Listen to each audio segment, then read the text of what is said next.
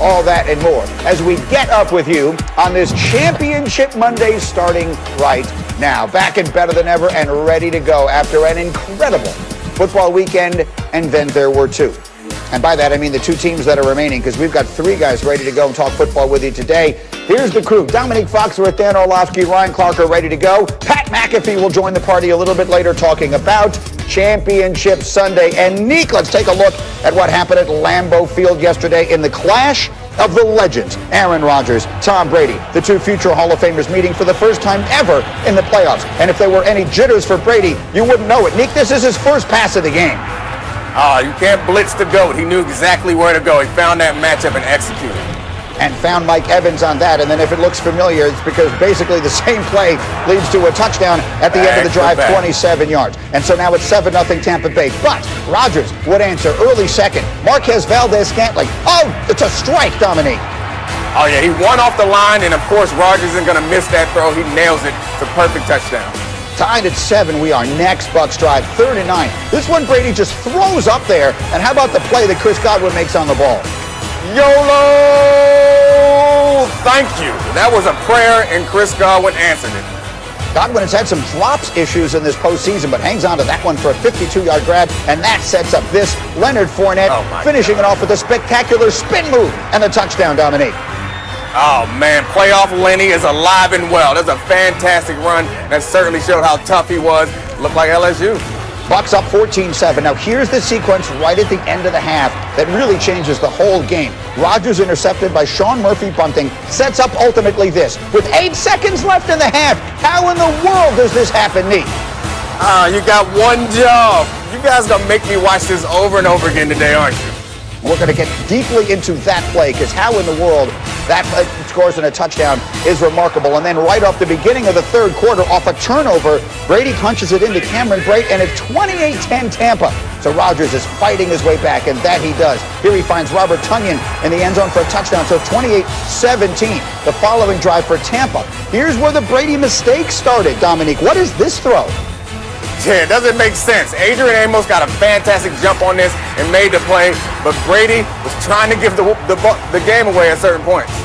So Rodgers now looking to take advantage, because Brady makes the big mistake, and Rodgers does, finding Devontae Adams for the quick touchdown. So down 5, they go for the 2. Bookmark this moment as Equanimous St. Brown on a ball that is tipped cannot hang on, even though it hits him right in the hand. So it's a 5-point game. Bucs get a field goal. Now it's an 8-point game. And so it's Rodgers in the gun, and he's got hot here as he finds Marquez Valdez-Scantling for 29 yards. They're in Bucs territory. Then here's a huge play. Later in the drive, 2:15 to play, 3rd and goal. Dominique, does it look to you like Rodgers could have run this in?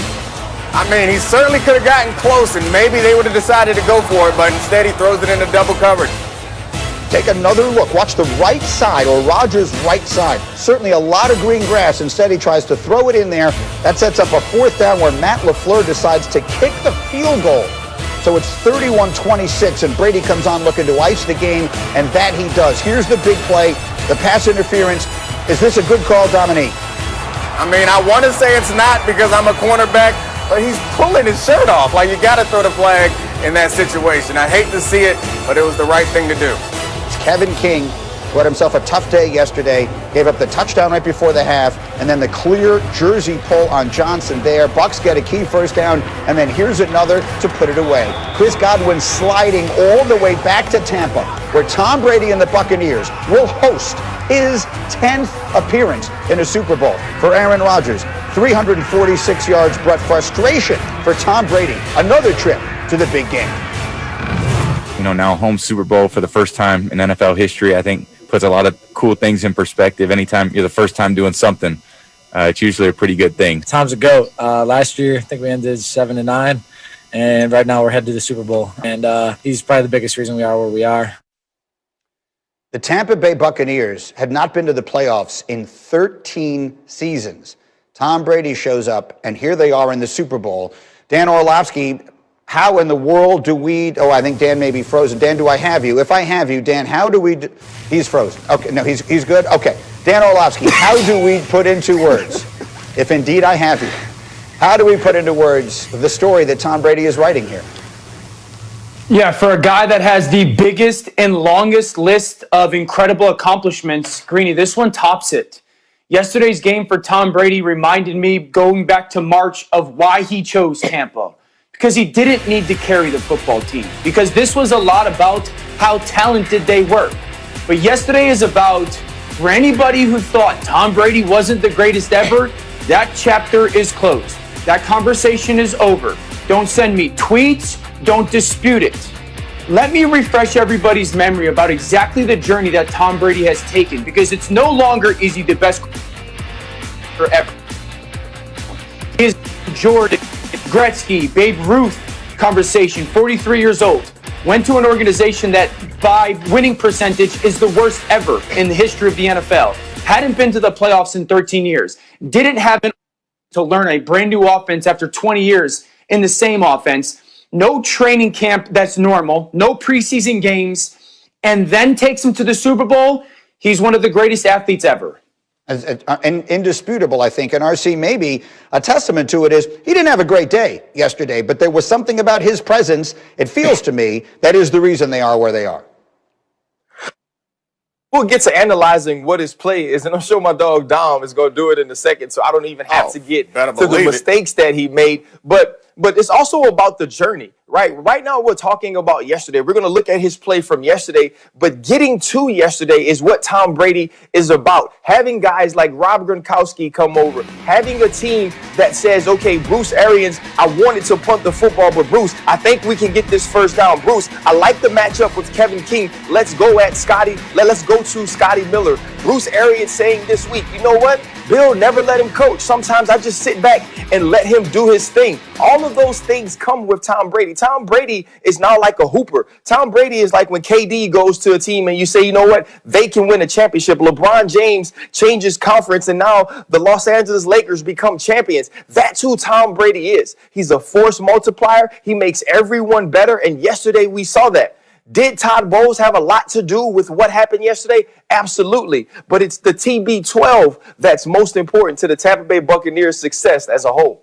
There's so much to get to with the Packers side of this, but Nick, just a thought, because I know there's so much here, and obviously Brady is the headline. I mean, Tom Brady did a great job rushing the passer yesterday and covering guys. He called a great game on the defensive side of the ball. It was fantastic. I'm here for all the Tom Brady hagiography that we can indulge in. But let's be real. Yesterday, he was spotty, just like Dan's internet connection. He was good in moments and bad in others. So, like, we can celebrate him. We can celebrate him. But let's not pretend like the reason why they won yesterday was because of Tom Brady, because he was trying to give the game away with those second-half turnovers. There were some moments yesterday where you wondered, all he needs to do is manage it the rest of the way, and he didn't manage it that well. That said, the Buccaneers are on their way to the Super Bowl, which means that Aaron Rodgers is not. And his coach, Matt LaFleur, had a lot of explanations to offer afterwards, particularly about kicking that field goal at the very end of the game. Here's what he said. We essentially had 4 timeouts with the 2-minute warning. And, you know, we knew we needed to get a stop. And I thought we were going to have a stop there at the end, but, you know, we got called for the PI. And it didn't work out. Well, I didn't have a decision on that one.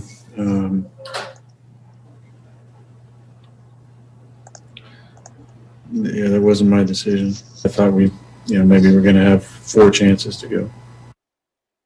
So you can feel the frustration from Aaron Rodgers, and it is understandable. Ryan Clark, let's just start with that decision to kick the field goal on the 4th down where they did. What do you think? You lost the game. You played scared. You had the best player in football, at least this year, and you didn't give him an opportunity to win the game. Listen, if you're in a rap battle and you're a D12, you're not going to send Bizarre out for the biggest rap battle. You're going to send out Eminem. You took Eminem off the field and you put Bizarre out there. You are 9 yards away from the end zone.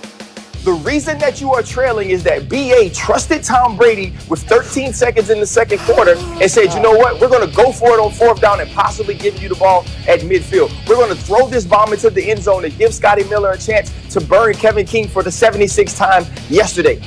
Give Aaron Rodgers the opportunity to win the game. Don't take it from him. Don't put it on people that haven't shown up for you the entire day. And that's what Matt LaFleur did.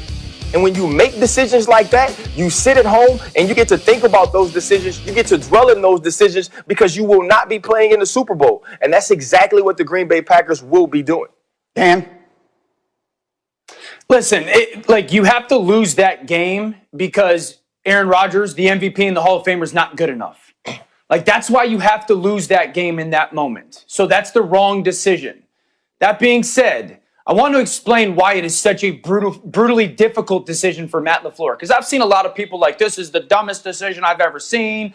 Fireable offense. Slow down. Okay, 4th and goal from the 9-yard line is almost it's really difficult because you need a play in your playbook that gets you 9, but it can't get you 20. 4th and 9 from the 35-yard line, you can design a bunch of different plays, and if something gets you 15 yards, great, because it gets you that first down, but you obviously don't have that